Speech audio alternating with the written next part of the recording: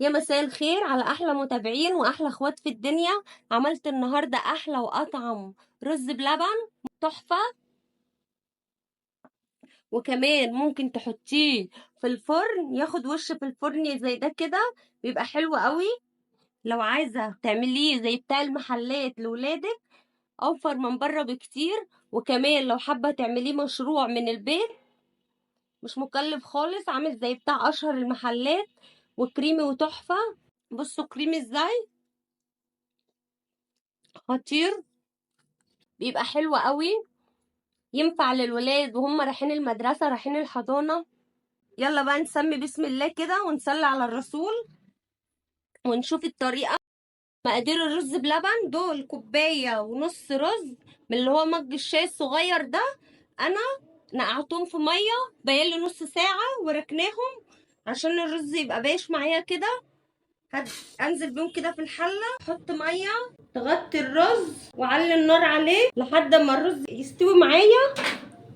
كل كيلو لبن معلقه ونص نشا، معلقتين قشطه اللي هي الفلاحي، سكر ده مقدار كوبايه، كيسين فانيليا، زودت برضو معلقتين كريم شانتيه.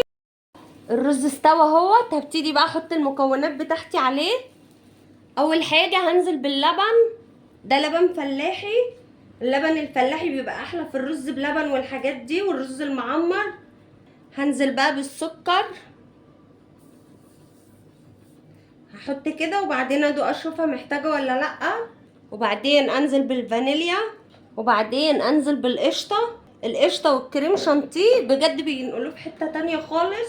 دول معلقتين لبن بودر انا حطيتهم وقلبتهم كويس جدا، برضو بيخلي الطعم حلو معانا. ابتدي انزل برضو بالكريم شانتيه واقلب. حطيت برضو النشا هنا بس حطيتها في طبق اكبر عشان اعرف اقلب. يبقى حطيت اللبن على الكريم شانتيه على النشا. اهم حاجه ان النشا تتقلب كويس جدا، اكون متاكده ان هي دابت في اللبن. اللبن برضو البودره بيديله طعم جميل. ابتدي بقى انزل كده على الرز بلبن بس ايدي تبقى فيه عشان ما يكلكعش، واعلي النار طبعا وانا واقفه ايدي فيه. لما تحطي النشا والكريم شانتيه يبقى هما دقيقتين اتنين بالظبط وتقفلي عليه. حابه برضو اوريكم المج اللي انا عايرت بيه الرز، لان انا في اول الفيديو قلت لكم ان انا حطيت مج ونص رز. انا حاطه من المج الصغير ده، انت هتحطي بالمج الكبير اللي هو العادي بتاع الشاي يبقى بكوبايه واحده. لو انت هتحطي بمج صغير زي ده يبقى كوبايه ونص. الرز اول ما يغلي على طول اطفي عليه، ابتدي اصبه. ما ينفعش ان انت تسيبيه. معايا الاطباق دي عشان انا هدخلها الفرن هحط فيها. اللي بيخلي الرز بتاعك يبقى تقيل وكريمي ووشه مكرمش زي المحلات ان انت تستخدمي له نوع لبن كويس يكون تقيل وكامل الدسم. لكن لبن العلب لا مش هيبقى حلو معاكي.